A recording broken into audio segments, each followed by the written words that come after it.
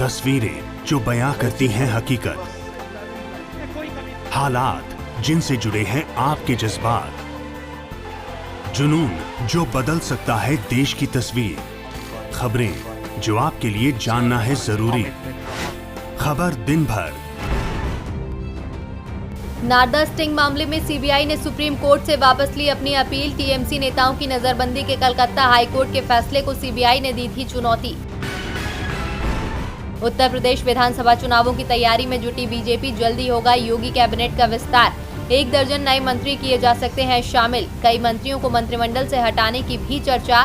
Deputy CM Keshav Prasad Maurya को भी हटाए जाने के संकेत। मौर्य को दी जा सकती है राज्य बीजेपी की कमान। टूलकिट विवाद में कांग्रेस ने ट्विटर को लिखी चिट्ठी। 11 केंद्रीय मंत्रियों के ट्वीट को मैनिपुलेटिव टैग दिए जाने की मांग। कांग्रेस ने बीजेपी पर उसके नाम की फर्जी टूलकिट वायरल करने को लेकर उठाई उंगली। सीमित दायरे में आज शेयर बाजार में हुआ कारोबार। सेंसेक्स 14 अंकों की गिरावट के साथ 50,638 पर हुआ बंद। निफ्टी 11 अंकों की तेजी के साथ 15,208 पर हुआ बंद।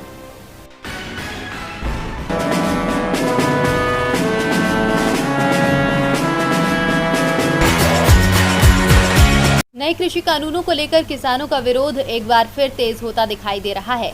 26 मई को संयुक्त किसान मोर्चा के बैनर तले एक बार फिर किसान दिल्ली की सीमा पर इकट्ठा हो रहे हैं। किसान मोर्चा का कहना है कि उनके इस आंदोलन का मकसद ताकत दिखाना नहीं, बल्कि ये किसानों के गहरे असंतोष की सांकेतिक अभिव्यक्ति है। संयुक्त किसान मोर्चा के सदस्य डॉक्टर दर्शनपाल का कहना है कि किसान गाँव में, शहरों में और दिल्ली की सीमा पर अपना विरोध प्रदर्शन करेंगे। प्रदर्शनकारी काली पगड़ियां पहनेंगे, काले दुपट्टे ओढ़ेंगे और काले कपड़े पहनकर विरोध दर्शाएंगे। किसान अपने घरों की छतों पर, अपने ट्रैक्टरों पर काले झंडे लगाएंगे। किसान अलग अलग स्थानों पर धरना देंगे। इसमें कोई शक नहीं कि ये एक आंदोलन होगा, लेकिन इसमें लोगों को एकत्रित करने या संख्या बल बढ़ाने पर जोर नहीं होगा। इसका उद्देश्य शक्ति का प्रदर्शन नहीं, बल्कि अपना विरोध दर्ज करवाना होगा।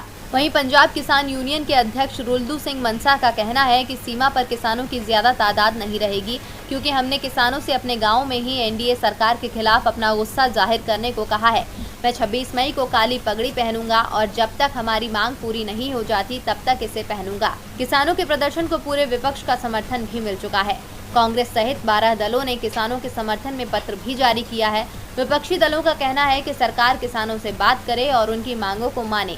किसान और विपक्ष एक साथ खड़ा है। अब देखना होगा कि सरकार किसानों की इस रणनीति के आगे झुकती है या नहीं। चक्रवाती तूफान ताउते के गुजरते ही दूसरे तूफान यास की चेतावनी मौसम विभाग ने दे दी थी और इसके मद्देनजर राहत और बचाव की तैयारियां कर ली गई थीं। तूफान यास का असर अब बंगाल की खाड़ी और उसके आसपास के इलाकों में दिखने भी लगा है। इन इलाकों में तेज बारिश शुरू हो गई है। ओडिशा के चांदीपुर में आज सुबह से ही तेज बारिश हो रही है। तूफान के खतरे को देखते हुए वायुसेना और एनडीआरएफ की टीम पूरी तरह से मुस्तैद है। राहत और बचाव कार्य के लिए पहले से ही एनडीआरएफ की 99 टीमों को ओडिशा, पश्चिम बंगाल, आंध्र, तमिलनाडु, अंडमान निकोबार द्वीप समूह में तैनात कर दिया गया है। भारतीय वायुसेना ने भी अपने 11 परिवहन विमान और 25 हेलीकॉप्टर तैयार रखे हुए हैं। मौसम विभाग ने जानकारी पहले ही दे दी थी कि तूफान ओडिशा और पश्चिम बंगाल के जिन हिस्सों में तूफान टकराएगा वहां तेज हवाएं चलेंगी और समुद्र में ऊंची लहरें उठेंगी। इसे देखते हुए इन इलाकों में मछुआरों को हटा दिया गया है और मछली पकड़ने की नावों को अंदर सुरक्षित जगह पर रखवा दिया गया है। आईएमडी के मुताबिक तूफान का असर 26 मई को असम और मेघालय में, जबकि 28 मई को बिहार में भी देखने को मिल सकता है। इधर रेलवे ने तूफान को देखते हुए 24 मई से 29 मई के बीच चलने वाली 25 ट्रेनों को रद्द कर दिया है। कोलकाता बंदरगाह में यास को देखते हुए आज से जहाजों की आवाजाही को निलंबित कर दिया गया है। कोलकाता पोर्ट ट्रस्ट के चेयरमैन विनीत कुमार के मुताबिक एहतियाती उपाय के रूप में ये कदम उठाया गया है। विनीत कुमार ने कहा कि मंगलवार सुबह से जहाजों के प्रवेश पर रोक लगा दी गई है। श्रमिकों को सुरक्षा की दृष्टि से दूसरी जगह स्थानांतरित कर दिया जाएगा। चक्रवात के लिए जारी चेतावनी के मद्देनजर कोलकाता बंदरगाह कई एहतियाती उपाय कर रहा है। मोदी सरकार के बेहद करीबी माने जाने वाले राकेश अस्थाना का नाम अब सीबीआई चीफ बनने की लिस्ट से बाहर हो गया है। राकेश अस्थाना पहले भी सीबीआई में काम कर चुके हैं। राकेश अस्थाना की मोदी सरकार से करीबी को इसी बात से समझा जा सकता है कि उनके लिए सीबीआई में विशेष निदेशक का पद बनाया गया था, जहां उनकी नियुक्ति की गई थी। राकेश अस्थाना की नियुक्ति से पहले सीबीआई में इस तरह का कोई पद नहीं था। विशेष निदेशक के तौर पर राकेश अस्थाना की सीबीआई में पकड़ का अंदाजा इसी बात से लगाया जा सकता है कि सीबीआई में उस समय आने वाले महत्वपूर्ण केस सीबीआई निदेशक नहीं राकेश अस्थाना देखते थे। लेकिन 2019 में उस समय के सीबीआई निदेशक आलोक वर्मा के साथ उनका विवाद हो गया था। इस विवाद में मोदी सरकार को भी काफी परेशानी उठानी पड़ी थी। बाद में राकेश अस्थाना का ट्रांसफर बीएसएफ में कर दिया गया था। राकेश अस्थाना को बीएसएफ का चीफ बनाया गया था। तभी से राकेश अस्थाना की निगाहें सीबीआई चीफ की कुर्सी पर लगी हुई थी। नए सीबीआई चीफ की नियुक्ति को लेकर जब मोदी सरकार ने 3 सदस्यीय कमेटी की बैठक बुलाई, तभी दावा किया जा रहा था कि राकेश अस्थाना के नाम पर सहमति बनाने की कोशिश पीएम की ओर से की जाएगी। सरकार की ओर से 3 नाम सामने रखे गए, जिसमें राकेश अस्थाना का नाम प्रमुख था। जो कमेटी सीबीआई निदेशक की नियुक्ति पर मुहर लगाती है, उसमें पीएम मोदी के अलावा नेता विपक्ष और सीजेआई शामिल होते हैं। अधीर रंजन की ओर से तो राकेश अस्थाना के नाम पर पहले ही आपत्ति जताई जा रही थी, जिसे मोदी सरकार खारिज करने को तैयार थी। लेकिन मोदी सरकार की रणनीति सीजेआई ने फेल कर दी। सीजेआई एनवी रमना ने सरकार को सीबीआई चीफ की नियुक्ति के लिए नियमों का ध्यान दिलाते हुए कहा कि ऐसे व्यक्ति को सीबीआई चीफ नहीं बनाया जा सकता जिसकी नौकरी के 6 महीने भी नहीं बचे हैं। उन्होंने मीटिंग में कहा कि पैनल को नियम के आधार पर ही किसी नाम पर विचार करना चाहिए। राकेश अस्थाना 31 अगस्त को रिटायर होने वाले हैं। सीजेआई की बात का अधीर रंजन ने भी समर्थन किया और राकेश अस्थाना का नाम खारिज हो गया। सिर्फ अस्थाना ही सीबीआई प्रमुख की दौड़ से बाहर नहीं हुए, बल्कि मोदी सरकार के दूसरे चहेते अधिकारी वाईसी मोदी भी इसी कारण दौड़ से बाहर हो गए। वो 31 मई को रिटायर हो रहे हैं। विपक्ष की ओर से तो ये दावा किया जा रहा है कि अस्थाना के नाम पर सहमति न बन पाने की सूरत में वाईसी मोदी को सीबीआई चीफ बनवाने के लिए ही ये बैठक अभी बुलाई गई थी। जिन 3 नामों को बैठक में रखा गया था, उसमें से सिर्फ सुबोध कुमार जायसवाल के नाम पर सीजेआई ने अपनी आपत्ति दर्ज नहीं कराई। अब ऐसे में उनका नाम सबसे आगे माना जा रहा है, लेकिन अभी सरकार की ओर से सहमति नहीं दी गई है। ऐसे में एक और बैठक बुलाई जा सकती है, जिसमें सरकार कुछ और नाम जोड़ सकती है। केंद्र सरकार काफी वक्त से सोशल मीडिया कंपनियों पर लगाम लगाने की कोशिश कर रही है। इसी कोशिश में भारत सरकार के इलेक्ट्रॉनिक्स और सूचना प्रौद्योगिकी मंत्रालय ने 25 फरवरी 2021 को सभी सोशल मीडिया कंपनियों को नए नियमों का पालन करने के लिए 3 महीने का समय दिया था। सोशल मीडिया कंपनियों को भारत में कंप्लायंस अधिकारी, नोडल अधिकारियों की नियुक्ति करने के लिए कहा गया था और उन सभी का ऑफिस भारत में होना जरूरी रखा गया था। नियमों में शिकायत समाधान, आपत्तिजनक कंटेंट की निगरानी, कंप्लायंस रिपोर्ट और आपत्तिजनक सामग्री को हटाने को भी जोड़ा गया था। आदेश में ये भी कहा गया था कि सोशल मीडिया कंपनियों को अपनी वेबसाइट या मोबाइल ऐप पर फिजिकल कॉन्टैक्ट पर्सन की जानकारी देनी होगी।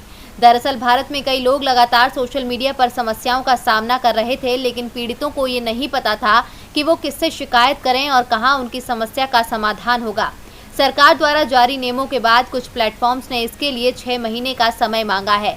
कुछ ने कहा कि वो अमेरिका में अपने मुख्य कार्यालय से निर्देशों की प्रतीक्षा कर रहे हैं, लेकिन अब नियम लागू करने का आखिरी समय भी आ चुका है, जिसके बाद अगर सोशल मीडिया कंपनियों ने अगर केंद्र सरकार की शर्तों को नहीं माना तो सरकार कोई सख्त कदम उठा सकती है।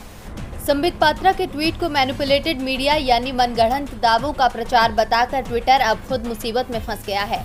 मोदी सरकार ट्विटर के खिलाफ हो गई है और ट्विटर पर दबाव बनाया जा रहा है कि वो संबित पात्रा के ट्वीट से मैनिपुलेटेड मीडिया का टैग हटाएं। दिल्ली पुलिस ने भी इसे लेकर ट्विटर की मुश्किलें बढ़ा दी हैं। कल सोमवार को दिल्ली पुलिस ट्विटर के दिल्ली के लाडोसराय और गुड़गांव स्थित कार्यालय पहुंच गई। पुलिस ने इस छापेमार कार्रवाई को सिर्फ नोटिस देने की बात करते हुए पल्ला झाड़ लिया, लेकिन पुलिस की कार्रवाई के संदेश ट्विटर इंडिया तक पहुंचा दिए गए हैं।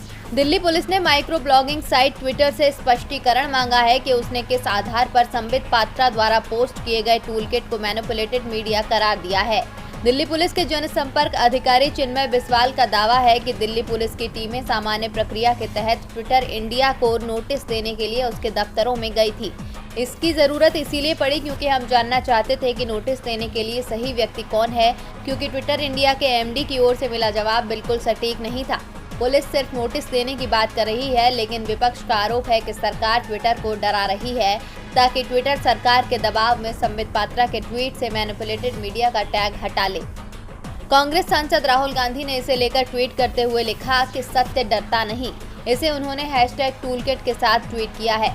राहुल गांधी ने साफ कर दिया कि सरकार विपक्ष को दबाने और डराने की कितनी भी कोशिश करे, लेकिन विपक्ष सत्य के साथ खड़ा रहेगा। जब से महामारी ने दस्तक दी है, तभी से बाबा रामदेव महामारी के इलाज में आयुर्वेद को कारगर बताने की कोशिश में लगे हुए हैं। इस कोशिश में बाबा रामदेव की कंपनी पतंजलि ने महामारी की दवा बताते हुए एक प्रोडक्ट भी लॉन्च कर दिया, जिसका नाम रखा कोरोनिल। जब ये प्रोडक्ट लॉन्च हुआ, तभी से बाबा रामदेव और आईएमए के बीच तनातनी की खबरें सामने आने लगी। आईएमए का कहना था कि कोरोनिल महामारी के इलाज की प्रमाणित दवा नहीं है, जिसके बाद बाबा रामदेव को भी अपनी सफाई देते हुए कहना पड़ा था कि उनका प्रोडक्ट इम्यूनिटी बढ़ाने में मदद करता है, न कि महामारी का इलाज करने में। कोरोनिल को आईसीएमआर ने भी मंजूरी नहीं दी थी। बावजूद इसके ये दवा बाजारों में बिकती रही। इसके साथ ही बाबा रामदेव लगातार आयुर्वेद को एलोपैथी से ज्यादा कारगर बताने की कोशिश में लगे रहे। इसी कोशिश में बाबा ने एक और बयान दिया, जिसमें उन्होंने कहा कि एलोपैथी दवाओं के बावजूद कई लोगों की जान चली गई। रामदेव के इस बयान का पूरे देश में जबरदस्त विरोध हुआ। केंद्रीय स्वास्थ्य मंत्री हर्षवर्धन को भी रामदेव को पत्र लिखकर बयान वापस लेने की मांग करनी पड़ी, जिसके बाद रामदेव को अपना बयान वापस लेना पड़ा। लेकिन अब हरियाणा की खट्टर सरकार बाबा रामदेव के समर्थन में खुलकर खड़ी हो गई है। हरियाणा सरकार ने महामारी के मरीजों के बीच कोरोनिल किट बांटने का फैसला लिया है। राज्य के स्वास्थ्य मंत्री अनिल विज ने ट्वीट करके कहा कि सरकार लोगों को कोरोनिल किट मुफ्त में देगी। राज्य सरकार के इस फैसले से विवाद बढ़ने की संभावना व्यक्त की जा रही है। जैसा कि आप जानते हैं कि आईसीएमआर की तरफ से कोरोनिल को अभी मंजूरी नहीं दी गई है। बावजूद इसके खट्टर सरकार का ये फैसला कहीं न कहीं बाबा रामदेव के बचाव में लिया हुआ फैसला दिखाई दे रहा है। साल की शुरुआत से ही दुनिया भर की तमाम सर्वे एजेंसियां दावा कर रही थी कि भारत की जीडीपी 2021-22 में 13% की तेजी से बढ़ेगी। लेकिन मार्च के बाद अचानक महामारी के बढ़ते मामलों के कारण देश लॉकडाउन जैसी पाबंदियों में चला गया। इसके बाद ये अनुमान घटकर 10% तक आ गए और अब ब्रिटेन की ब्रोकरेज फर्म बार्कलेज ने देश की जीडीपी को लेकर नया दावा किया है। बार्कलेज ने दावा किया है कि महामारी की दूसरी लहर से भारत की जीडीपी को जो नुकसान का अनुमान पहले जताया गया था, हकीकत में नुकसान उससे ज्यादा है। बार्कलेज के भारत में प्रमुख अर्थशास्त्री राहुल बाजोरिया ने इसके लिए टीकाकरण की धीमी रफ्तार को जिम्मेदार बताया है। बार्कलेज ने इसके साथ ही भारत को लेकर अपना अनुमान पिछले बार से 0.8% कम कर दिया है। यानी भारत की जीडीपी ग्रोथ इस साल 10% से भी कम यानी 9.2% रहेगी। पिछला अनुमान 10% का था। हालांकि आरबीआई अभी भी 10.5% की ग्रोथ का अनुमान जता रहा है। एक महीने में ही बार्कलेज ने भारत की जीडीपी ग्रोथ के अनुमान को 2 बार कम किया है। 3 मई को बार्कलेज ने अपने पिछले अनुमान 11% से घटाकर 10% किया था और अब 9.2% कर दिया है। इसके साथ ये भी कहा है कि यदि भारत में महामारी की तीसरी लहर आई तो ये अनुमान और भी कम हो सकते हैं। बार्कलेज ने कहा कि जब तक सरकार टीकाकरण की रफ्तार को तेज नहीं करेगी, तब तक भारत की जीडीपी ग्रोथ को लेकर लोगों में सवाल बने रहेंगे। तस्वीरें जो बयां करती हैं हकीकत, हालात जिनसे जुड़े हैं आपके जज्बात, जुनून जो बदल सकता है देश की तस्वीर, खबरें जो आपके लिए जानना है जरूरी। खबर दिन भर